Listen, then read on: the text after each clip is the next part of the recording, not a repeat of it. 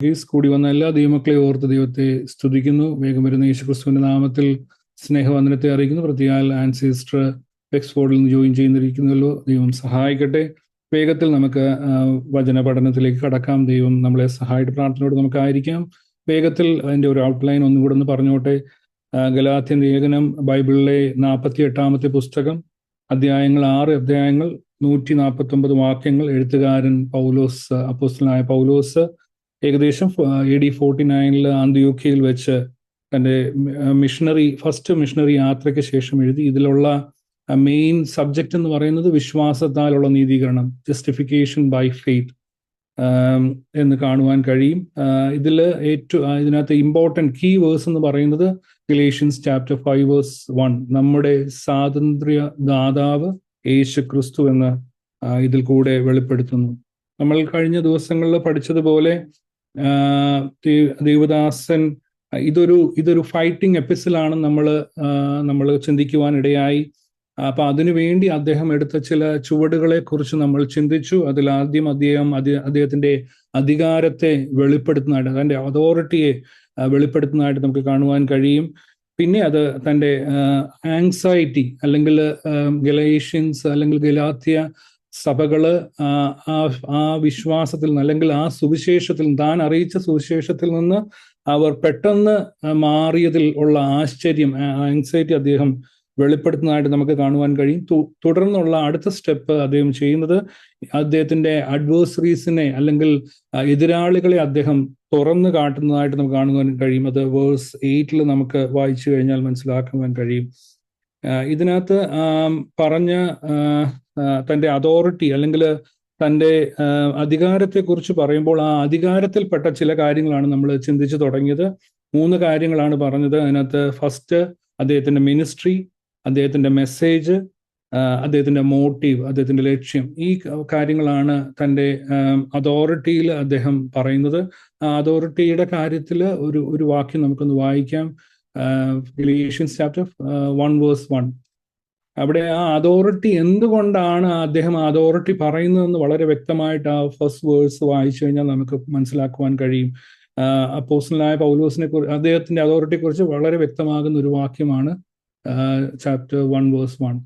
മനുഷ്യരിൽ നിന്നല്ല, മനുഷ്യരാലുമല്ല, യേശുക്രിസ്തുവിനാലും അവനെ മരിച്ചവരുടെ ഇടയിൽ നിന്ന് ഉയർപ്പിച്ച പിതാവായ ദൈവത്താലും അത്രേ അപ്പോസ്തലനായ പൗലോസും കൂടെയുള്ള സകല സഹോദരന്മാരും ഗലാത്യ സഭകൾക്ക് എഴുതുന്നത്. തീർച്ചയായും ഇവിടെ അദ്ദേഹം വളരെ ശക്തമായിട്ട് പറയുന്നുണ്ട്, തനിക്ക് ശുശ്രൂഷ ലഭിച്ചത്, അല്ലെങ്കിൽ തനിക്ക് അതോറിറ്റി കിട്ടിയിരിക്കുന്നത് മനുഷ്യരിൽ നിന്നല്ല, മനുഷ്യനാലുമല്ല, യേശുക്രിസ്തുവിനാലും അവനെ മരിച്ചവരുടെ ഇടയിൽ നിന്ന് ഉയർത്തെഴുന്നേൽപ്പിച്ച പിതാവിൻകിൽ നിന്നുമാണ്, തനിക്ക് നേരിട്ടാണ് ഇത് ലഭിച്ചതെന്ന് അദ്ദേഹം വളരെ വ്യക്തമായിട്ട് ഇവിടെ പറയുന്നു. അത് തൻ്റെ അപ്പോസ്തലത്വത്തെ അദ്ദേഹം വളരെ ശക്തമായിട്ട് ഇവിടെ ഊട്ടി ഉറപ്പിക്കുന്നതായിട്ട് നമുക്ക് കാണുവാൻ കഴിയും.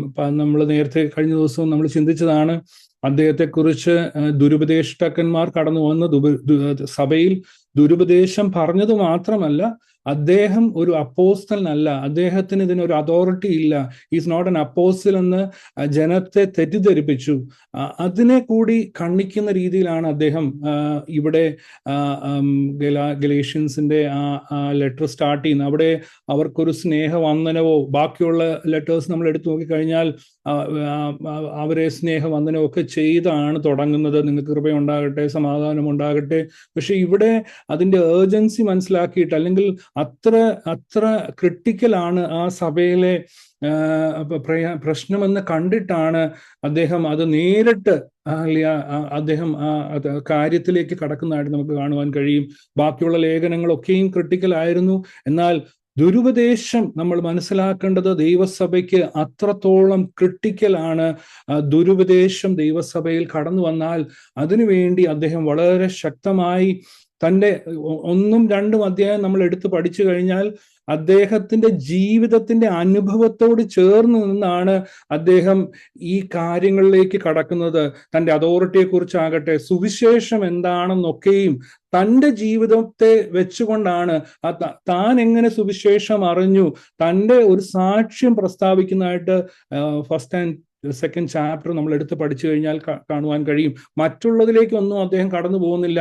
ആ സുവിശേഷം തനിക്ക് എങ്ങനെ ലഭിച്ചു, അല്ലെങ്കിൽ എങ്ങനെ ക്രിസ്തു തന്നെ രൂപാന്തരപ്പെടുത്തി ആ അതിലേക്ക് കടന്ന് തൻ്റെ അപ്പോസ്തലത്വത്തെ ഉറപ്പിച്ചുകൊണ്ട് താൻ മുന്നോട്ട് പോകുന്നതായിട്ട് നമുക്ക് കാണുവാൻ കഴിയും.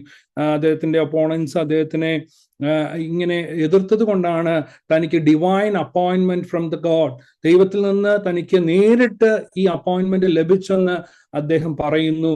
അപ്പോസ്തലന്മാരിൽ താൻ ഏറ്റവും ചെറുതൊക്കെയാണെന്ന് പറഞ്ഞാലും തനിക്ക് വെളിപ്പെടുത്തി തന്നത് അല്ല ജഡരക്തങ്ങളല്ല, അല്ല കർത്താവ് തന്നെയാണ്. നമുക്കറിയാം ആക്സ് ചാപ്റ്റർ 9 കടന്നു വരുമ്പോഴത്തേക്കും നമുക്കറിയാം എങ്ങനെയാണ് പൗലോസ് അല്ലെ രക്ഷയിലേക്ക് കടന്നു വന്നതൊക്കെ നമുക്ക് കാണുവാൻ കഴിയും. ഹല്ലേലൂയ. അനേക അപ്പോസ്തലന്മാരൊക്കെ ഉണ്ടായിരുന്നു, എന്നാൽ ഹല്ലേലൂയ കർത്താവിൽ നിന്ന് അല്ലെ 70-80 അല്ലെ ശിഷ്യന്മാരുണ്ടായിരുന്നു. അവരിൽ നിന്നാണ് കർത്താവ് 12 പേരെ തിരഞ്ഞെടുത്തത്. അതിൽ ഒരുവൻ അല്ലെ കർത്താവിനെ മറുത്തു കളഞ്ഞു, അല്ലെങ്കിൽ ദൈവത്തെ അല്ലെങ്കിൽ ത്യജിച്ച് അല്ലെങ്കിൽ ഒറ്റി കൊടുക്കുന്നതായിട്ട് നമുക്ക് കാണുവാൻ കഴിയും. എന്തുകൊണ്ടാണ് ഇതൊക്കെ സംഭവിച്ചത്? അല്ലെ ക്രിസ്തുവിന്റെ വെളിപ്പാട്, അല്ലെങ്കിൽ ക്രിസ്തു ആരാണെന്ന് പലപ്പോഴും അവർക്ക് അറിയുവാൻ കഴിഞ്ഞില്ല. പലപ്പോഴും അവർ തന്നെ അല്ലെ കർത്താവിനോട് പറയുന്നുണ്ട്, ഞങ്ങൾക്ക് പിതാവിനെ ഒന്ന് കാണിച്ചു തന്നാൽ മതിയായിരുന്നൊക്കെ പറയുന്നു. എന്നാൽ ഇവിടെ പൗലോസ് പറയുന്നു, പിതാവിനെ കുറിച്ചും പുത്രനെ കുറിച്ചും അല്ലെ വെളിപ്പാട് ലഭിച്ചാണ് അദ്ദേഹം അല്ലിയ ഈ കൃപയിലേക്ക്, അല്ലെങ്കിൽ കർത്താവ് തന്നെ നേരിട്ട് അദ്ദേഹത്തെ അപ്പോയിന്റ് ചെയ്യുന്നതായിട്ട് നമുക്ക് കാണുവാൻ കഴിയും. അല്ലെങ്കിൽ അവൻ അവിടെ അനന്യാസിനോട് പറയുന്നുണ്ട്, അവൻ എനിക്ക് വേണ്ടി കഷ്ടത അനുഭവിക്കേണ്ടതുണ്ട്, എനിക്ക് അങ്ങനെയൊക്കെയുള്ള കാര്യങ്ങൾ നമ്മൾ ആക്സിൽ നമുക്ക് കാണുവാൻ കഴിയും. അപ്പൊ അദ്ദേഹത്തെ നേരത്തെ കർത്താവ് കണ്ടിരുന്നു, അപ്പോസ്റ്റലനായിട്ട് തന്നെ നേരിട്ട് അപ്പോയിന്റ് ചെയ്തതായിട്ട് നമുക്ക് കാണുവാൻ കഴിയും. തൻ്റെ ശുശ്രൂഷയെ കുറിച്ച് താഴോട്ടുള്ള വാക്യങ്ങൾ വായിച്ചു കഴിഞ്ഞാൽ നമുക്ക് മനസ്സിലാക്കുവാൻ കഴിയും. അദ്ദേഹത്തിനെ കുറിച്ച് ആദ്യം ഉണ്ടായിരുന്ന ഒരു മതിപ്പ് പിന്നത്തെ ഇതിലേക്ക് കടന്നു വരുമ്പോൾ ഗലാത്യയിലെ ദൈവമക്കൾക്ക് ഇല്ലെന്ന് നമുക്ക് കാണുവാൻ കഴിയും. അത് നമ്മൾ ചില വാക്യങ്ങൾ വായിച്ചു കഴിഞ്ഞാൽ മനസ്സിലാക്കാൻ കഴിയും. അത് ഗലേഷ്യൻസ് ചാപ്റ്റർ 3:1. ആ ബുദ്ധിയില്ലാത്ത ഗലാത്യരെ, യേശുക്രിസ്തു ക്രൂശിക്കപ്പെട്ടവനായി നിങ്ങളുടെ കണ്ണിന് മുമ്പിൽ വരച്ചു കിട്ടിയിരിക്കെ നിങ്ങളെ ക്ഷുദ്രം ചെയ്ത് മയക്കിയത് ആര്? തീർച്ചയായും നമുക്ക് അവിടെ കാണുവാൻ കഴിയും, അവര് ക്ഷുദ്രം ചെയ്ത് മയക്കപ്പെട്ടവരെ പോലെ ആ ഫോൾസ് ഡോക്ട്രിൻസിന്റെ എഫക്റ്റ് നോക്കിക്കേ, അവരങ്ങ് മയങ്ങിപ്പോയി. അവര് തങ്ങൾക്ക് വേണ്ടി അനേക നാളുകൾ അവിടെ താമസിച്ച് അല്ലെ സുവിശേഷം അവരെ പഠിപ്പിച്ചു, അവരെ ഉറപ്പിച്ച് ആ സഭ തുടങ്ങി അവർ മറന്നുപോയി. 5:7-10 വാക്യങ്ങൾ. നിങ്ങൾ നന്നായി ഓടിയിരുന്നു, സത്യം അനുസരിക്കാതിരിക്കുവാൻ നിങ്ങളെ ആര് തടുത്തു കളഞ്ഞു? നിങ്ങൾ ഭിന്നാഭിപ്രായം ഉണ്ടാകുകയില്ല എന്ന് ഞാൻ കർത്താവിൽ ഉറച്ചിരുന്നു. നിങ്ങൾക്ക് ഭിന്നാഭിപ്രായം ഉണ്ടാകില്ല എന്ന് ഞാൻ കർത്താവിൽ ഉറച്ചിരുന്നു. എന്നാൽ നിങ്ങളെ കലക്കുന്നവൻ ആരായാലും ശിക്ഷാവിധി ചുമക്കും. തീർച്ചയായും അവിടെ അവരെ ഈ ഒരു മറ്റൊരു സുവിശേഷത്തിലേക്ക് അവരെ മറിച്ചു കളഞ്ഞു, അല്ലെ ആ ഡോക്ട്രിൻസ് അവര് വിശ്വസിച്ചു. അപ്പോൾ നമ്മൾ മനസ്സിലാക്കേണ്ടത്, സത്യസുവിശേഷത്തെ മറിച്ചു കളയുന്ന, അല്ലെങ്കിൽ സത്യത്തെ കലക്കിക്കളഞ്ഞെന്നാ പറയുന്നത്. അപ്പം അങ്ങനെയുള്ള സുവിശേഷം ഇന്നും അല്ലെങ്കിൽ ലോകത്തിലുണ്ട്. അത് 1-ാം നൂറ്റാണ്ട് മുതൽ, ആദിമ സഭ മുതൽ ഉണ്ടായിരുന്നു. ആ ക്ഷുദ്രം, ആ മയക്കത്തിൽ അവർ പൗലോസിനെ കുറിച്ച് പോലും ചിന്തിക്കുവാൻ ഇടയായില്ല. അല്ലെങ്കിൽ അദ്ദേഹത്തിനോട് വേണമെങ്കിൽ അവർക്ക് ഒരു ലെറ്റർ അയച്ചു ചോദിക്കുവാനോ, അല്ലെങ്കിൽ ഇങ്ങനൊരു കാര്യം ഞങ്ങൾ കേൾക്കുന്നു, നീ ഇതാണല്ലോ ഞങ്ങളെ പഠിപ്പിച്ചത്, ഇതിൽ നിന്നൊരു മറ്റൊരു കാര്യം ഞങ്ങൾ കേൾക്കുന്നെന്ന് അവർ അറിഞ്ഞപ്പോൾ അവർ അദ്ദേഹത്തിനോട് അത് ചോദിക്കുവാനോ, അപ്പം അവർക്ക് വലിയ മതിപ്പ് അദ്ദേഹത്തിനോട് പിന്നെ ഉണ്ടായില്ലെന്ന് നമുക്ക് കാണുവാൻ കഴിയും. ഹല്ലേലൂയ. എന്നാൽ ഹല്ലേലൂയ ദൈവമക്കളെ, നമ്മൾ എപ്പോഴും മനസ്സിലാക്കേണ്ടത്, ഹല്ലേലൂയ കർത്താവ് നമ്മളെ ഏൽപ്പിച്ച സുവിശേഷം, ഹല്ലേലൂയ കർത്താവ് പഠിപ്പിച്ച ആ വചനത്തിന് എതിരായി എന്ത് കടന്നു വന്നാലും നമ്മൾ വചനത്തിൽ അത് പരിശോധിക്കേണ്ടത് ആവശ്യമാണ്. അത് ആരാകട്ടെ, പൗലോസ് തന്നെ പറയുന്നുണ്ട്, അത് ഞങ്ങളാകട്ടെ ദൂതന്മാരാകട്ടെ ആര് കടന്നു വന്നത് പറഞ്ഞാലും അവർ ശപിക്കപ്പെട്ടവരെന്നാണ് ഹല്ലേലൂയ പൗലോസ് തന്നെ അവിടെ പറയുന്നത്. ഹല്ലേലൂയ. തീർച്ചയായും ഈ ദിവസങ്ങളിൽ നമുക്ക് ലഭിച്ചിരിക്കുന്ന സത്യസുവിശേഷത്തെ കുറിച്ചുള്ള ഉറപ്പ്, അല്ലെ കർത്താവിൽ നിന്ന് നമ്മളത് പ്രാപിച്ചുവെങ്കിൽ അതിനു വേണ്ടി ഹല്ലേലൂയ നമ്മൾ ശക്തമായി ഹല്ലേലൂയ നിലനിൽക്കേണ്ടത് ആവശ്യമുണ്ട്. ഹല്ലേലൂയ. അല്ലെ ഇവിടെ അല്ലെ പൗലോസ് ആഴ്ചകൾ അല്ലെ പൗലോസിന് പക്ഷെ ഒരു റെസ്പോൺസിബിലിറ്റി ഉണ്ടായിരുന്നു. താൻ എവിടെയൊക്കെ സുവിശേഷം അറിയിച്ചോ, എവിടെയൊക്കെ കർത്താവിന്റെ വചനവുമായി കടന്നുപോയോ, അവരെ കുറിച്ചുള്ള ഒരു ഭാരം അദ്ദേഹത്തിന് എപ്പോഴും ഉണ്ടായിരുന്നു. അവർ എങ്ങനെയായിരിക്കുന്നു, ആ സുവിശേഷം അവർ അറിഞ്ഞെങ്കിൽ അവർ അതിൽ നിലനിൽക്കുന്നുണ്ടോ, ആ സത്യസുവിശേഷത്തിന് വേണ്ടി അവർ ആയിരിക്കുന്നു എന്നുള്ള എപ്പോഴും അദ്ദേഹത്തെ ആ ഒരു ബോധം അദ്ദേഹത്തെ ഭരിച്ചിരുന്നതായിട്ട് നമുക്ക് കാണുവാൻ കഴിയും. നമുക്ക് 2 Corinthians chapter 11 verse 27 to 28 വായിക്കാം. കൊരിന്ത്യർക്ക് എഴുതിയ 2-ാം ലേഖനം അതിന്റെ 11-ാം അധ്യായം 27 മുതൽ 28 വരെയുള്ള വാക്യങ്ങൾ. അധ്വാനം, പ്രയാസം, പലവട്ടം മുറക്കിളപ്പ്, പൈദാഹം, പലവട്ടം പട്ടിണി, ശീതം, നഗ്നത എന്നീ അസാധാരണ സംഗതികൾ ഭവിച്ചത് കൂടാതെ എനിക്ക് ദിവസേന സർവ്വസഭകളെയും കുറിച്ചുള്ള ചിന്താഭാരം എന്ന തിരക്കുമുണ്ട്. തീർച്ചയായും അദ്ദേഹത്തിന് ഈ പട്ടിണി, പൈദാഹം, വളരെ പ്രയാസങ്ങൾ, കഷ്ടങ്ങൾ, ദുരിതങ്ങൾ ഒക്കെയും അദ്ദേഹം അനുഭവിക്കേണ്ടി വന്നു. സഹോദരന്മാരുള്ള അല്ലെങ്കിൽ മറ്റുള്ള ആപത്ത് അങ്ങനെയൊക്കെ ഉണ്ടായിരുന്നതിന്റെ കൂടാണ്ട് അദ്ദേഹത്തിന് ഓരോ സഭകളെയും കുറിച്ചുള്ള ചിന്താഭാരം അദ്ദേഹത്തെ വളരെ അധികരിച്ചിരുന്നെന്ന് മനസ്സിലാക്കുവാൻ കഴിയും.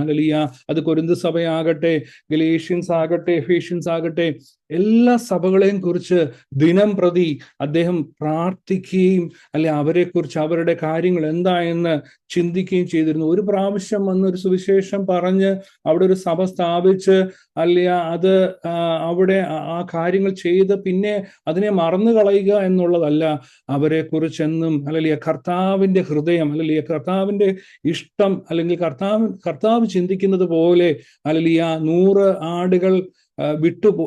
ആടുകളെ വിട്ട് ഒരാടിനെ തേടിപ്പോയ ആ സ്നേഹം അദ്ദേഹത്തിൽ ഉണ്ടായിരുന്നു നമുക്ക് കാണുവാൻ കഴിയും.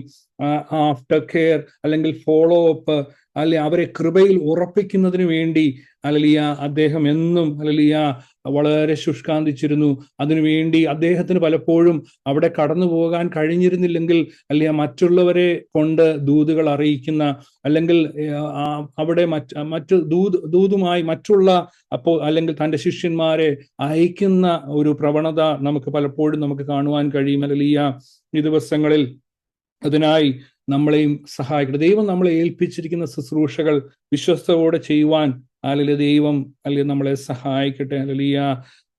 നമുക്കറിയാം ക്രിസ്ത്യാനിറ്റി എന്ന് പറയുന്നത് ഇതൊരു ടീച്ചിങ് റിലീജിയൻ ആണ്. അല്ലെങ്കിൽ ഇത് നമ്മളെ വചനം നമ്മൾ പഠിക്കണം. ഓരോ ദിവസവും എല്ലാവരും എല്ലാം ആയെന്നല്ല, ഓരോ ദിവസവും കർത്താവിൻ്റെ വരവിനോട് നമ്മൾ അടുക്കുന്നത്, അല്ലെങ്കിൽ പ്രത്യാശയിൽ നമ്മൾ മുതിരുന്നത് ഒക്കെയും നമ്മൾ വചനം പഠിക്കുന്നത് കൊണ്ടാണ്. അതുകൊണ്ടാണ് നമ്മുടെ ഇടയിൽ ഈ ഇടക്കൂട്ടങ്ങളും ഉപവാസ പ്രാർത്ഥനകളും ബാക്കിയുള്ള മീറ്റിംഗ്സ് ഒക്കെയും നടക്കുന്ന. ഒരു ഞായറാഴ്ച ഒരു ആരാധന മാത്രമല്ല. Christianity is A teaching religion. നമ്മൾ ദൈവവചനം പഠിക്കണം, അത് കറക്റ്റ് ചെയ്യണം. പലപ്പോഴും നമുക്ക് തെറ്റിപ്പോകാം വചനത്തിൽ നിന്ന്. അത് കറക്റ്റ് ചെയ്ത് മുന്നോട്ട് പോകുവാൻ ദൈവം നമ്മളെ സഹായിക്കട്ടെ. 2 Timothy chapter 3 verse 16 and 17. 2 Timotheos അതിന്റെ 3-ാം അധ്യായം 16-17 വാക്യങ്ങൾ.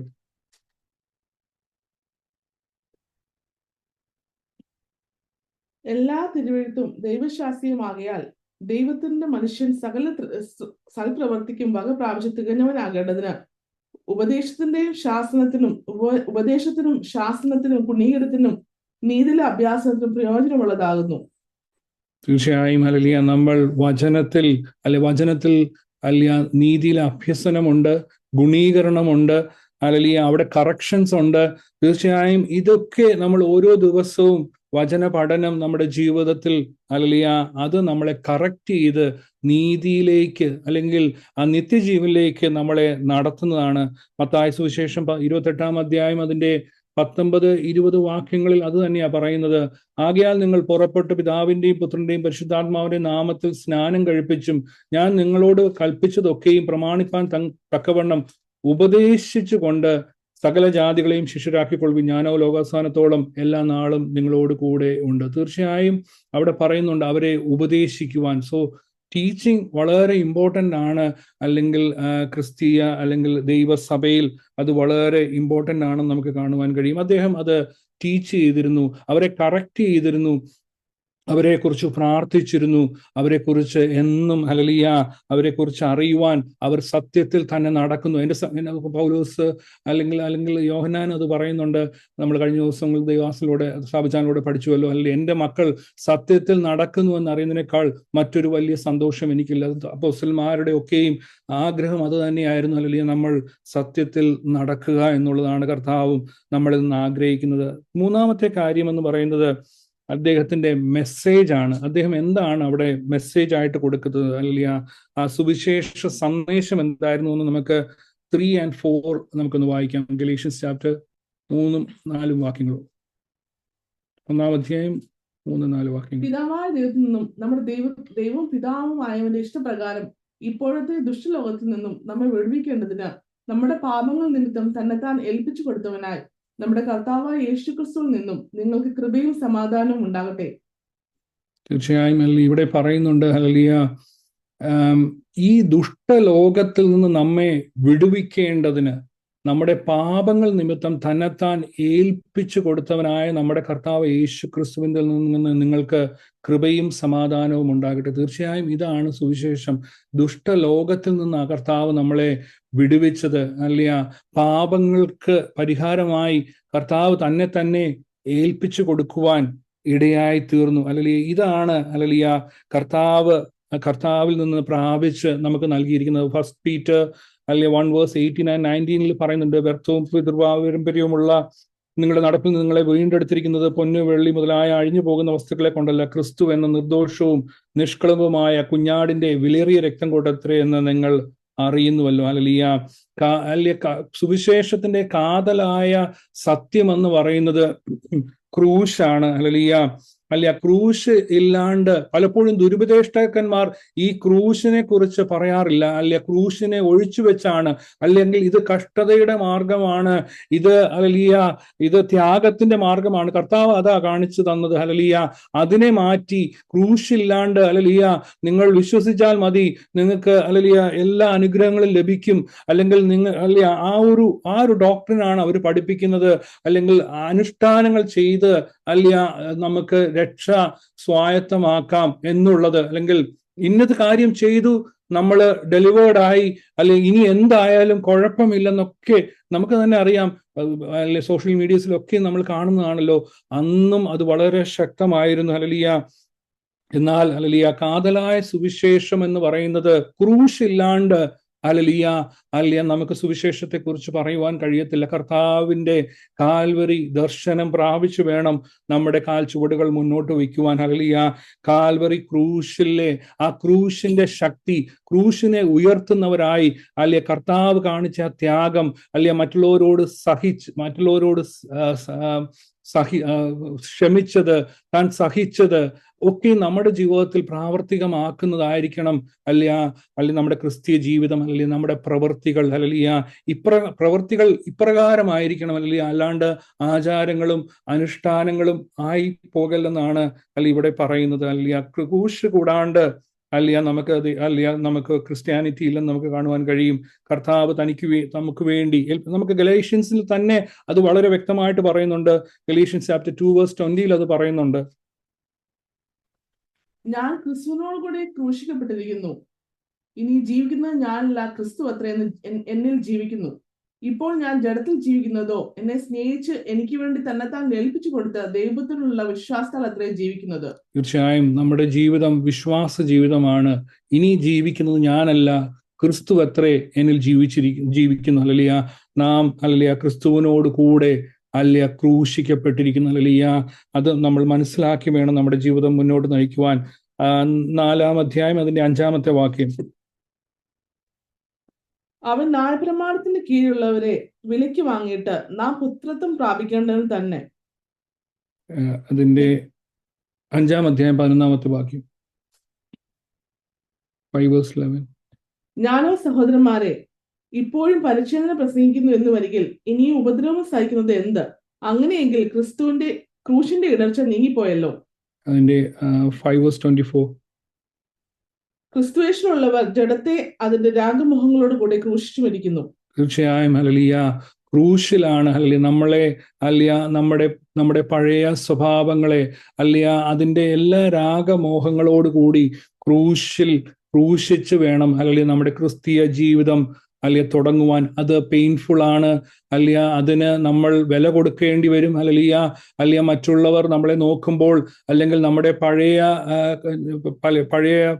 കൂട്ടുകെട്ടുകൾ അല്ലെങ്കിൽ പഴയ പല കാര്യങ്ങളുണ്ടായിരിക്കും എന്നാൽ അതിനെ ക്രൂശിക്കുവാൻ അതിന്റെ രാഗമോഹങ്ങളോട് കൂടെ ക്രൂശിക്കുവാൻ ദൈവം നമ്മളെ സഹായിക്കട്ടെ. അതിന് നമ്മൾ വില കൊടുക്കേണ്ടി വരും. കർത്താവിനെ ദുഷിച്ചതുപോലെ പലപ്പോഴും നമുക്ക് ദുഷി കേൾക്കേണ്ടി വരും. നിങ്ങൾ എന്തുകൊണ്ടാണ് ഇങ്ങനെ, നിങ്ങൾ എന്താണ് ആ ചേഞ്ചാണ് നമുക്കറിയാം. പൗലോസിൽ ഉണ്ടായ ആ ചേഞ്ച് എന്ന് പറയുന്നത് വളരെ വലിയ വ്യത്യാസമാണ്. പൗലോസ് ക്രിസ്തു മതത്തെ തന്നെ നശിപ്പിക്കുവാൻ കടന്നുപോയവനാണ്. എന്നാൽ ഒറ്റ നിമിഷം കൊണ്ട് ആ പ്രകാശം വന്നു കഴിഞ്ഞ് വളരെ ഞൊടിയിൽ നടന്ന, സഡൻ ആയിട്ട് നടന്ന ഒരു രൂപാന്തരമാണ് അദ്ദേഹത്തിന്റെ ജീവിതത്തിൽ കാണുവാൻ കഴിഞ്ഞത്. കർത്താവ് നമ്മളിൽ നിന്നും ആഗ്രഹിക്കുന്നതാണ്. നമ്മളെ കാണുന്നവർ, അല്ലെങ്കിൽ പഴയ നമ്മുടെ കൂട്ടുകാരുണ്ടായിരിക്കും, പഴയ നമ്മുടെ സ്നേഹിതർ ഉണ്ടായിരിക്കും, പല പല പല ആൾക്കാരുണ്ടായിരിക്കും.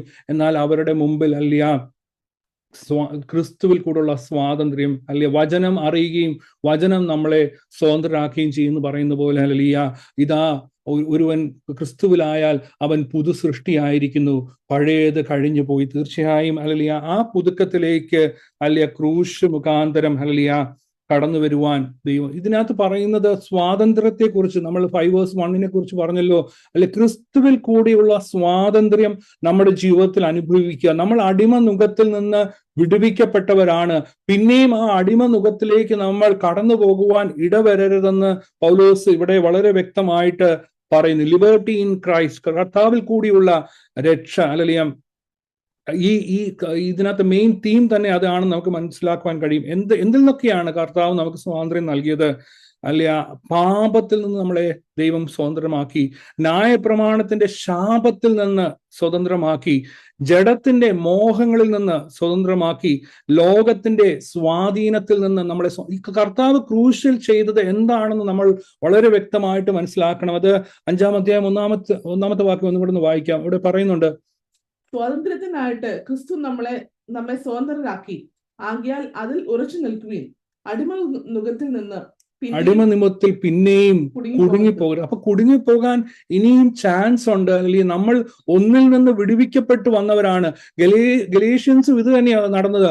അവര് കർത്താവിലുള്ള സ്വാതന്ത്ര്യം അനുഭവിച്ച് സത്യസുവിശേഷത്തിന് വേണ്ടി മുന്നോട്ട് കടന്നു വന്നു. എന്നാൽ ഈ യഹൂദ പ്രമാണികൾ കടന്നു വന്ന് അദ്ദേഹത്തെ കുറിച്ച് വളരെ തെറ്റായിട്ടുള്ള കാര്യങ്ങൾ പറഞ്ഞു. പൗലോസിനെ കുറിച്ച് കൂടാണ്ട് അവരെ തെറ്റായ കാര്യങ്ങൾ, അല്ലെങ്കിൽ യഹൂദ മതത്തിലെ കാര്യങ്ങളും കൂടെ ചെയ്തെങ്കിൽ മാത്രമേ നിങ്ങൾക്ക് സ്വാതന്ത്ര്യം, അല്ലെങ്കിൽ നിങ്ങൾക്ക് നിത്യത, അല്ലെങ്കിൽ നിങ്ങൾക്ക് രക്ഷ ഉള്ളെന്ന് അവരെ പഠിപ്പിക്കുവാൻ തുടങ്ങി. അവർക്ക് ലഭിച്ച ആ സ്വാതന്ത്ര്യത്തിനെ, അവർക്ക് ആ സ്വാതന്ത്ര്യവും ആ സന്തോഷവും അവർക്ക് അനുഭവമാക്കുവാൻ കഴിയാതെ വണ്ണം അതാ പറയുന്നത്, നിങ്ങളെ ഇത്ര വേഗത്തിൽ എങ്ങനെയാണ്, അദ്ദേഹത്തിന് വളരെ ആങ്ഷ്യസ് ആയി, ഇത്ര ആശ്ചര്യപ്പെട്ടു പോവുക, ഇതെങ്ങനെ സംഭവിച്ചു? ഒന്ന് ആലോചിച്ച് നോക്കിയ ദൈവമക്കളെ, നമ്മൾ വളരെ വിജിലന്റ് ആയിരിക്കണം. നമ്മളെ തെറ്റിക്കുവാൻ, വൃതന്മാരെ പോലും തെറ്റിച്ചു കളയുന്ന ഈ കാലയളവിൽ പൗലോസ് എന്ന ഇത്രയും ശക്തനായ വലിയ വെളിപ്പാട് ലഭിച്ച ആ ദൈവദാസൻ തുടങ്ങിയ അദ്ദേഹം ബാല പാഠങ്ങൾ പഠിപ്പിച്ച, അല്ലെങ്കിൽ സത്യസുവിശേഷം കൊടുത്ത ആ ദൈവസഭ ഇത്രയും, അവരെ വിളിക്കുന്ന ആ ബുദ്ധിയില്ലാത്ത ഗലാത്യരെന്നൊക്കെയും കഠിനമായിട്ട് വിളിക്കുവാൻ കാരണം അത്രത്തോളം അതോറിറ്റി അദ്ദേഹത്തിനുണ്ടായിരുന്നു, അത്രത്തോളം അവർക്ക് വേണ്ടി പ്രാർത്ഥിക്കുന്ന ദൈവദാസനായിരുന്നു, അത്രത്തോളം അവർക്ക് വേണ്ടി കൺസേൺഡ് ആയിരുന്നു. അപ്പം ഒന്നും ആലോചിച്ച് നോക്കി, അവര് പോലും മറിഞ്ഞുപോയി. എന്തൊക്കെ ലഭിച്ച സ്വാതന്ത്ര്യം അവർക്ക് മനസ്സിലാക്കുവാൻ കഴിഞ്ഞില്ല. നമ്മൾ ദൈവമക്കളെ, അതുകൊണ്ടാണ് പലപ്പോഴും നമ്മുടെ കൂട്ടായ്മ ബന്ധം നമ്മൾ അഗണ്യമാക്കി കളയില്ല. ഓരോ ദൈവസഭയിലെ ഓരോ കുടുംബങ്ങൾക്കും വേണ്ട ദൂതുകൾ ഓരോ കൂട്ടായ്മയിലും ഓരോ ദേവദാസന്മാർ, ആരാകട്ടെ, ദേവദാസന്മാരെ ഇന്നുള്ളതല്ല, കർത്താവാണ് നൽകുന്നത്. പരിശുദ്ധാത്മാവാണ് ദൈവസഭയെ നയിക്കുന്നത്. ഇതിന് വില കൊടുത്ത ദൈവമുണ്ട്. കണ്ണുകൾ, 7 കണ്ണുകൾ, the 7 seven eyes of the Lord that always sees the church. Hallelujah. ആ സ്പിരിറ്റ് ഓൾവേസ് ഹല്ലേലൂയ നമ്മളെ കാണുന്നുണ്ട്. ഹല്ലേലൂയ. നമുക്ക് വേണ്ടിയാണ് കർത്താവ് വില കൊടുത്തത്. അല്ലെ പൗലോസിനും അപ്രകാരമുള്ള ഹൃദയമായിരുന്നു ഹല്ലേലൂയ സഭയെ കുറിച്ചുള്ള എരിവ്. ഹല്ലേലൂയ. അദ്ദേഹം അതുകൊണ്ടാണ് അവരെ കറക്റ്റ് ചെയ്യാൻ വളരെ ശക്തമായിട്ട് പറയുന്നത്. സ്വാതന്ത്ര്യം അവർ ലഭിച്ചു. പാപത്തിൽ നിന്നുള്ള സ്വാതന്ത്ര്യം, അല്ലെങ്കിൽ ന്യായപ്രമാണത്തിൽ നിന്ന് സ്വാതന്ത്ര്യം, ജഡത്തിന്റെ മോഹങ്ങൾ, അത് ലഭിച്ചതാ, നമുക്ക് ലഭിച്ച സ്വാതന്ത്ര്യമാ. ഹല്ലേലൂയ. ലോകത്തിന്റെ സ്വാധീനത്തിൽ നിന്ന് നമുക്ക് ക്രൂശിൽ കൂടെ സ്വാതന്ത്ര്യം ലഭിച്ചു.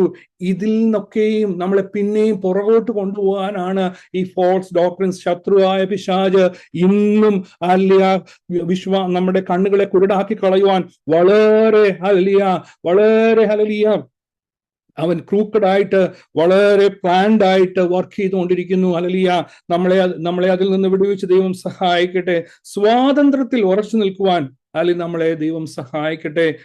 നമുക്ക് ദൈവം അതിൽ കൂടെ പുതുജനനം നൽകി, പരിശുദ്ധാത്മാവിനെ നൽകി, ആത്മാവിന്റെ ഫലമായ സ്നേഹം നൽകി. ഇതിൽ നിന്ന് നമ്മൾ പുറകോട്ട് പോവുകയാണെങ്കിൽ ആ ബോണ്ടേജിലേക്ക്, അല്ലെങ്കിൽ ആ അടിമത്തത്തിലേക്ക് നമ്മൾ കടന്നു പോകുവാൻ ഇടയാക്കും. ക്രൂശ് നമ്മളെ ഇതിൽ നിന്നൊക്കെയും സ്വതന്ത്രമാക്കിയെങ്കിൽ ഹല്ലേലൂയ അടിമത്തത്തിലേക്ക് കൊണ്ടുപോകുന്ന വ്യാപാര ശക്തികളുടെ വക്താക്കളാണ് ഹല്ലേലൂയ ദുരുപദേഷ്ടാക്കന്മാർ. കർത്താവ് നമുക്ക് തന്ന സ്വാതന്ത്ര്യത്തെ അതിൽ നിന്ന് നമ്മളെ ലീഗലിസത്തിലേക്ക് കൊണ്ടുപോകുന്ന, അല്ലെങ്കിൽ ന്യായപ്രമാണത്തിന്റെ കാര്യങ്ങളിലേക്ക് കൊണ്ടുപോകുന്ന വക്താക്കളാണ് ദുരുപദേഷ്ടാക്കന്മാർ എന്ന് നമുക്ക് കാണുവാൻ കഴിയും. തീർച്ചയായും അതിൽ നിന്ന് വിടുവിക്കപ്പെട്ടവരായി ജീവിപ്പാൻ ദൈവം നമ്മളെ സഹായിക്കട്ടെ. പിന്നെ പറയുന്നത്, എൻ്റെ അതോറിറ്റിയിൽ പറയുന്നത് ഹിസ് മോട്ടീവ്, അദ്ദേഹത്തിന്റെ ലക്ഷ്യം എന്തായിരുന്നു? നമുക്ക് 5-ാമത്തെ വാക്യത്തിൽ നമുക്ക് വായിക്കാം. 1-ാം അധ്യായം. അവനെ എന്നേക്കും മഹത്വം. ആമേൻ. ക്രിസ്തുവിന്റെ കൃപയാൽ നിങ്ങളെ വിളിച്ചവനെ വിട്ട് നിങ്ങൾ ഇത്ര വേഗത്തിൽ വേറൊരു സുവിശേഷത്തിലേക്ക് മറയുന്നത് കൊണ്ട് ഞാൻ ആശ്ചര്യപ്പെടുന്നു. തീർച്ചയായും ഹല്ലേലൂയ അദ്ദേഹത്തിന്റെ മോട്ടീവ് ഇവിടെ നമുക്ക് കാണുവാൻ കഴിയും. ഹല്ലേലൂയ. അവിടെ നിങ്ങൾക്ക് കൃപയും സമാധാനവും ലഭിക്കട്ടെ എന്ന് പറയുന്നു. ജനത്തിന് കൃപയും സമാധാനവും ലഭിക്കാനാണ് ആ സ്വാതന്ത്ര്യത്തിൽ തുടരണമെന്ന് അവിടെ പറയുന്നത്. എന്നാൽ ദുരുപദേഷ്ടാക്കന്മാർ എപ്പോഴും ആഗ്രഹിക്കുന്നത് നമ്മൾ ആ സ്വാതന്ത്ര്യത്തിൽ നിന്ന് അടിമത്തത്തിലേക്ക് കടന്നു പോകുവാനായിട്ടാണ് അവർ എപ്പോഴും പ്രവർത്തിക്കുന്നതായിട്ട് കാണുവാൻ കഴിയും. ഹല്ലേലൂയ. തീർച്ചയായും കർത്താവിൽ ലഭിച്ച ആ സ്വാതന്ത്ര്യം അത് ദുരുപദേഷ്ടാക്കന്മാർ നമ്മളെ അടിമത്തത്തിലേക്ക്, അല്ലെങ്കിൽ ക്രിസ്തുവിൽ നിന്നുള്ള സ്വാതന്ത്ര്യത്തിൽ നിന്ന് സ്റ്റീൽ ചെയ്യുവാൻ അവർ പ്രവർത്തിക്കുന്നു. 6-ാം അധ്യായം 13-ാമത്തെ വാക്യം. പരിച്ഛേദനക്കാർ തന്നെയും ന്യായപ്രമാണം ആചരിക്കുന്നില്ലല്ലോ, നിങ്ങളുടെ ജഡ 6:13. പരിച്ഛേദനക്കാർ തന്നെയും ന്യായപ്രമാണം ആചരിക്കുന്നില്ലല്ലോ, നിങ്ങളുടെ ജഡത്തിൽ പ്രശംസിക്കണം എന്ന് വെച്ച് നിങ്ങൾ പരിച്ഛേദന ഏൽക്കുവാൻ അവർ ഇച്ഛിക്കുന്നതേ ഉള്ളൂ. തീർച്ചയായും ഹല്ലേലൂയ അവർ ജഡത്തിൽ അവർ പ്രശംസിക്കുന്നവരാണ്. ഹല്ലേലൂയ. മറ്റുള്ളവരെ ദൈവം നൽകിയ സ്വാതന്ത്ര്യത്തിൽ നിന്ന് അവർക്ക് പ്രശംസാ വിഷയമായിരിക്കുന്നത് ഈ കാര്യങ്ങളിലാണ്. ഹല്ലേലൂയ. ആ കാര്യങ്ങളിലേക്ക് ആ ദൈവജനത്തെ, അല്ലെങ്കിൽ ആ ദുരുപദേഷ്ടാക്കന്മാർ വലിച്ചു കൊണ്ടുപോകുന്നതായിട്ട് നമുക്ക് കാണുവാൻ കഴിയും. ഹല്ലേലൂയ. പിന്നെ നമ്മൾ കാണുവാണെങ്കിൽ അദ്ദേഹത്തിന്റെ ബേർഡൻ, അല്ലെങ്കിൽ പെയിൻ, അല്ലെങ്കിൽ ആങ്ഷ്യസ് നമുക്ക് വേഴ്സ് 6 and 7 കാണാൻ കഴിയും. Galatians chapter 1 verse 6 and 7. ക്രിസ്തുവിന്റെ കൃപയാൽ നിങ്ങളെ വിളിച്ചവനെ വിട്ട് നിങ്ങൾ ഇത്ര വേഗത്തിൽ വേറൊരു സുവിശേഷത്തിലേക്ക് മറയുന്നത് കൊണ്ട് ഞാൻ ആശ്ചര്യപ്പെടുന്നു. അത് വേറൊരു സുവിശേഷം എന്നല്ല, ചിലർ നിങ്ങളെ കലക്കി ക്രിസ്തുവിന്റെ സുവിശേഷം മറിച്ചു കളയുവാൻ ഇച്ഛിക്കുന്നു എന്നത്രേ. തീർച്ചയായും ഹല്ലേലൂയ. അവിടെ നമുക്ക് കാണുവാൻ കഴിയും ഗലാത്യ വിശ്വാസികൾ കൃപയുടെ സുവിശേഷം വിട്ട് അവർ തിരിയുന്നതായിട്ട് കാണുവാൻ കഴിയും. കരുണയും കൃപയും വിട്ട് ന്യായപ്രമാണത്തിലേക്ക് അവർ തിരിയുന്നതായിട്ട് ഇവിടെ കാണുവാൻ കഴിയും. അവരുടെ സ്പിരിച്വൽ ഫാദർ ആയിരുന്ന പോളിന്റെ അവർ നമ്മൾ നേരത്തെ പറഞ്ഞ പോലെ അദ്ദേഹമായിട്ട് ഒരിക്കൽ പോലും അവരെ ഇങ്ങനൊരു കാര്യം കേട്ടപ്പോൾ അവർ കൺസൾട്ട് ചെയ്യുവോ അദ്ദേഹത്തെ വിളിക്കുകയോ ഒന്നും ചെയ്തില്ല. അവർ exchanging the liberty for legalism, അല്ലെങ്കിൽ ആ സ്വാതന്ത്ര്യത്തെ അവർ ന്യായപ്രമാണത്തിന്റെ അടിമത്തത്തിലേക്ക് കൊണ്ടുപോകുന്നു. നമുക്കറിയാം ഹല്ലേലൂയ കൊച്ചുനാളിലൊക്കെ നമ്മുടെ നാടുകളിലൊക്കെ ഈ പിള്ളാരപ്പിടുത്തക്കാരുണ്ടായിരുന്നു. നമ്മുടെ ആ സമയങ്ങളിൽ വളരെ അത് വളരെ ഫേമസ് ആയിരുന്നു. നമ്മുടെ മാതാപിതാക്കളൊക്കെ നമ്മളോട് പറയുമായിരുന്നു, ഈ പിള്ളേരെപ്പിടുത്തക്കാർ വരും, അതുകൊണ്ട് സൂക്ഷിക്കണം. അങ്ങനെയുള്ള കാര്യങ്ങളുണ്ടായിരുന്നു പഴയ കാലത്ത് തമിഴ്നാട്ടിൽ നിന്നൊക്കെയും കടന്നു വന്ന്. അപ്പം അവർ ചിലപ്പം ഈ മുട്ടായിയൊക്കെ, നമ്മളെ കോട്ടൺ ക്യാൻഡിയൊക്കെ ഉണ്ടല്ലോ അലിഞ്ഞു പോകുന്നത്, അത് കൊണ്ടുവന്ന് കുഞ്ഞുങ്ങളെ കാണിച്ച് അവരെ വശീകരിച്ച് അവരെ പിടിച്ചുകൊണ്ട് പോകുന്നതൊക്കെ നമുക്കറിയാം. ഇതുപോലെയാണ് അല്ലെങ്കിൽ ആ സുവിശേഷത്തിന് മുകളിലായിട്ട് അല്ലെങ്കിൽ വളരെ കോട്ടൺ അല്ലെങ്കിൽ വളരെ അട്രാക്റ്റീവ് ആയിട്ടുള്ള കാര്യങ്ങളുമായിട്ടാണ് കടന്നു വരുന്നത്. എന്നാൽ അത് പെട്ടെന്ന് മാറിപ്പോകുന്നതാണ്. നിലനിൽക്കുന്നതായ സത്യസുവിശേഷത്തെ മറിച്ച് കളയുവാൻ ഇപ്രകാരം അല്ലെങ്കിൽ ദുരുപദേഷ്ടാക്കന്മാർ കടന്നു വരുമ്പോൾ ഹല്ലേലൂയ, നമ്മളെ തന്നെ ഡിസിപ്ലിൻ ചെയ്ത് ആ കൃപയിൽ നമ്മൾ നിലനിൽക്കുന്നുവെങ്കിൽ ഇതിനെ കണ്ണിച്ച് ജീവിപ്പാൻ ദൈവം നമ്മളെ സഹായിക്കും. കൃപയുടെ കൂടെ ദൈവം പല ഗിഫ്റ്റുകൾ നമുക്ക് തരാറുണ്ട്. കൃപ വെറുതെ ഒരു കൃപ ദൈവം തരുന്നില്ല. കൃപ എന്തിനാ നമുക്ക്? അതൊരു ഗിഫ്റ്റാണ്. ആ കൃപയുടെ കൂടെ ദൈവം ഗിഫ്റ്റുകൾ തന്നിട്ടുണ്ട്. അതാണ് കൃപയിൽ കൂടെ ആ നീതി എന്ന സമ്മാനം ദൈവം നമുക്ക് നൽകുന്നു. നീതിയുടെ സമാധാനം നമുക്ക് ലഭിക്കുന്നത് കൃപയാലാണ്. കൃപയിൽ കൂടെയാണ് നിത്യജീവൻ നമുക്ക് ലഭിക്കുന്നത്. കൃപയാൽ നമുക്ക് വിശുദ്ധീകരണം, കൃപയാൽ പരിശുദ്ധാത്മാവ്, അവിടെ കൃപയിൽ നിന്ന് വീണുപോയ അനേകരെ നമുക്കറിയാം. അനേക ഭക്തന്മാർ കൃപയിൽ നിന്ന് വീണുപോയി. അവർ വളരെ ശക്തന്മാരായി നിന്നു. എന്നാൽ ഈ കൃപയിൽ പൊതിഞ്ഞിരിക്കുന്ന ആ ഗിഫ്റ്റിനെ നമ്മൾ അലക്ഷ്യമാക്കി കളയാണ്ട് അതിനെ നമ്മളോട് ചേർത്ത് പിടിച്ച്, കൃപയാലുള്ളൂ നമ്മൾ വിശ്വാസം മൂലം രക്ഷിക്കപ്പെട്ടിരിക്കുന്നത്. ആ കൃപയിൽ കൂടിയാണ് ദൈവം നമ്മുടെ വിശ്വാസ ജീവിതം ഒക്കെയും ആ കൃപയിൽ പൊതിയപ്പെടട്ടെ. കൃപയിൽ തന്നെ കൃപയിൽ ദൈവകൃപയിൽ ജീവിപ്പാൻ ദൈവം നമ്മളെ സഹായിക്കട്ടെ. നമ്മുടെ ദൈവം കർത്താവ് ഇരിക്കുന്നത് കൃപാസനത്തിലാണ്. ദൈവത്തിന്റെ വചനം അത് കൃപയുടെ വചനമാണ്. ദൈവത്തിന്റെ ആത്മാവ് അത് കൃപയുടെ ആത്മാവാണ്. നമ്മളെ ശിക്ഷിച്ച് നമ്മളെ നമ്മളെ ഗുണീകരിച്ച് നീതിയിലെ അഭ്യസനത്തിൽ കൂടെ ദൈവം നയിക്കുന്നു. Christianity is not a religion, it's a relationship with God. ദൈവമായിട്ടുള്ള യേശുക്രിസ്തുവുമായിട്ടുള്ള അഭേദ്യമായ ബന്ധമാണ് ക്രിസ്തീയ ജീവിതം നമുക്ക് കാണുവാൻ കഴിയും. തീർച്ചയായും അതിനായി നമ്മളെ സഹായിക്കട്ടെ. നമുക്കറിയാം, അവർ വേറൊരു സുവിശേഷത്തിലേക്ക് മറിഞ്ഞുപോയി, അല്ലെങ്കിൽ പെർവേർട്ടിങ് ദ ഗോസ്പൽ, സുവിശേഷത്തെ തന്നെ വികലമാക്കുന്ന രീതിയിൽ കടന്നുപോയായിട്ട് കാണുവാൻ കഴിയും.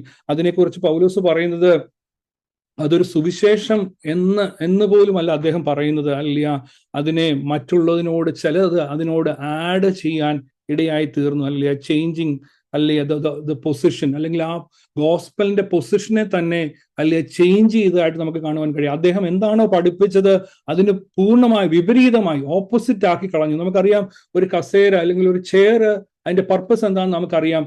അത് പ്രോപ്പറായിട്ട് പ്ലേസ് ചെയ്തിരിക്കുവാണെങ്കിൽ വി ക്യാൻ സിറ്റ്. അല്ലെങ്കിൽ ആ ചെയറിനെ നമ്മൾ തലതിരിച്ചു വെച്ചാൽ അതിന്റെ ഷേപ്പ് തന്നെ മാറി, അതിന്റെ ഉപയോഗം അതിന്റെ യൂസ് തന്നെ മാറി. ഇപ്രകാരമാണ് ആ ഒരു സുവിശേഷം താൻ നൽകിയെങ്കിൽ, ഒരു നിർമ്മല സുവിശേഷം നൽകി ആ സുവിശേഷത്തെ മറിച്ചു കളഞ്ഞു. അത് കണ്ടു കഴിഞ്ഞാൽ അതൊരു സുവിശേഷമാണെന്ന് പോലും പൗലോസ് പറയുന്നില്ല. ഇതൊരു സുവിശേഷമല്ലെന്നാണ് പൗലോസ് പറയുന്നത്. തീർച്ചയായും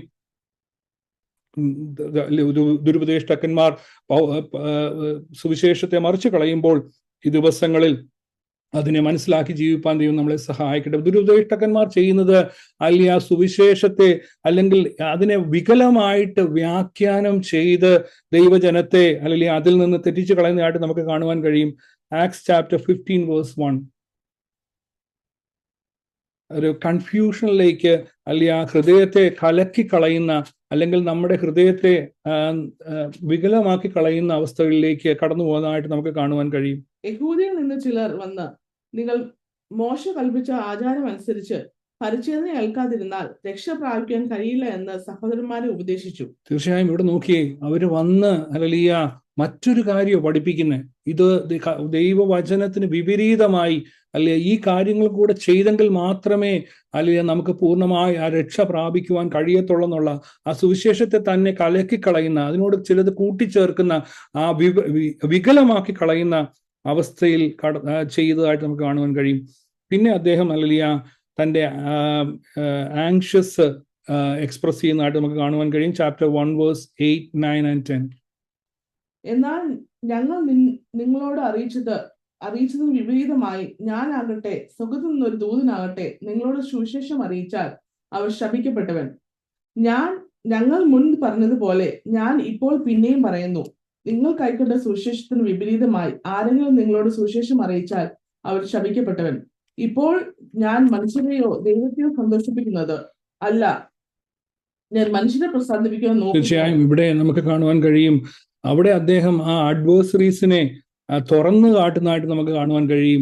അല്ലെ, അങ്ങനെ കടന്നു വരുന്നവർ ശപിക്കപ്പെട്ടവരെന്ന് അദ്ദേഹം അവിടെ പറയുന്നു വളരെ ശക്തമായിട്ട്. അത് ആരാണെങ്കിലും, അത് ഞങ്ങളാകട്ടെ അല്ലെങ്കിൽ ദൂതന്മാരാകട്ടെ, ആര് കടന്നു വന്നാലും ഹല്ലേലൂയ അവർ ശപിക്കപ്പെട്ടവരെന്ന് അവരെ തുറന്നു കാട്ടുന്നതായിട്ട് നമുക്ക് കാണുവാൻ കഴിയും. ഹല്ലേലൂയ.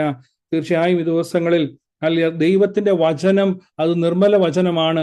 അതിനെ നമ്മൾ അനുഷ്ഠിക്കുവാൻ നമ്മൾ അതിനെതിരെ അല്ലെങ്കിൽ ആ ഫോൾസ് ഡോക്ട്രിൻസിനെതിരെ ഫൈറ്റ് ചെയ്യുവാൻ നമ്മൾ ബാധ്യസ്ഥരാണ്. സാംസ് 97:10 അത് പറയുന്നു. ഹല്ലേലൂയ.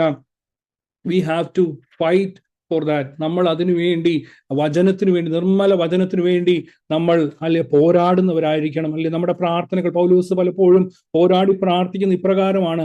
അവർ വചനത്തിൽ നിലനിൽക്കുവാൻ അദ്ദേഹം പോരാടി പ്രാർത്ഥിച്ചതായിട്ട് കാണുവാൻ കഴിയും. ഹല്ലേലൂയ.